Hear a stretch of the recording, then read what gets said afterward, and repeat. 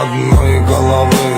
Соседи на весь пух и прах все. ফটিকছড়ির কাঞ্চননগরের মাটি থেকে উঠে আসা এক কৃষকের ছেলে মোবারক হোসেন। সাধারণ ঘরের সেই ছেলেটা একদিন হঠাৎ করেই চট্টগ্রামের আন্ডারওয়ার্ল্ডে ডেভিড ইমন নামে পরিচিত হয়ে ওঠে। কেউ তাকে চিনত না 2024-এর আগস্টের আগে, কিন্তু রাজনৈতিক ঝড়ের পর সে যেন বিষাক্ত এক সাপ হয়ে জেগে ওঠে। বড় সাজ্জাদের ছায়ায় সে নিজেকে গড়ে তোলে।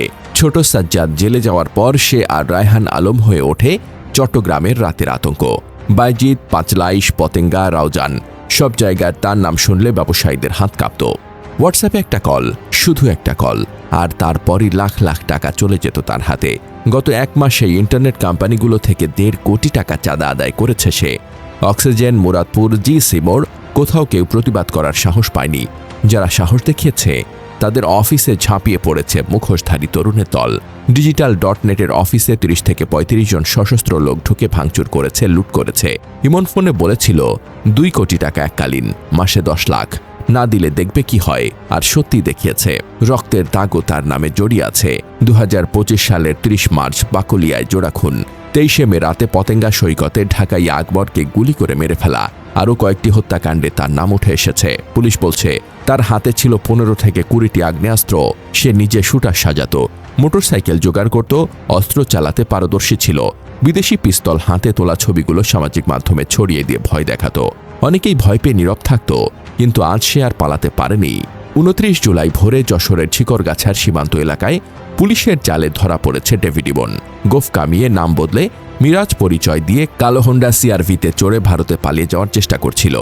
20,000 রুপি দিয়ে সীমান্ত পার হওয়ার চুক্তিও করে ফেলেছিল। সঙ্গে ছিল আরও কয়েকজন শুটার, কিন্তু চট্টগ্রাম পুলিশের গোপন তথ্য আর যশোরের তল্লাশির জালে সে আটকা পড়েছে। এখন সে আর রাতের আতঙ্ক নয়, পুলিশের হাতে বন্দী এক অপরাধী। পুলিশ বলছে তার নিয়ন্ত্রণে ছিল 15 থেকে 20টি আগ্নেয়াস্ত্র, বিদেশি পিস্তল, অত্যাধুনিক অস্ত্র, মোটরসাইকেলের স্কোয়াড, সবকিছুই ছিল তার সন্ত্রাসী বাহিনীর অংশ। নতুন শুটার সংগ্রহ করা, তাদের অস্ত্র চালানোর প্রশিক্ষণ দেওয়া, অভিযানের জন্য মোটরসাইকেল জোগাড় করা, সবকিছুতেই সরাসরি জড়িত থাকত সে। সামাজিক যোগাযোগ মাধ্যমে বিদেশি পিস্তল হাতে ছবি প্রকাশ করে নিজের ভয়ঙ্কর ভাবমূর্তি তৈরি করেছিল। উদ্দেশ্য ছিল একটাই, মানুষকে ভয় পাইয়ে রাখা, যাতে কেউ প্রতিবাদ করার সাহস না পায়।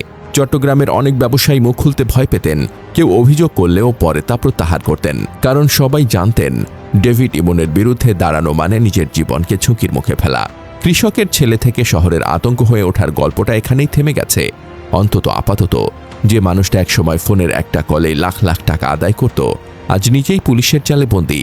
যে কণ্ঠস্বর শুনলে ব্যবসায়ীদের হাত কাঁপত, আজ সেই কণ্ঠস্বর হাত করার ভেতর বন্দী। যে ছবিগুলো দেখে শহরের রাত কেঁপে উঠত, আজ সেই মানুষটাকেই পুলিশের গাড়িতে তুলে নেওয়া হয়েছে। একসময় সে নিজেই ভয় ছড়াত, এখন ভয় তার পেছনে।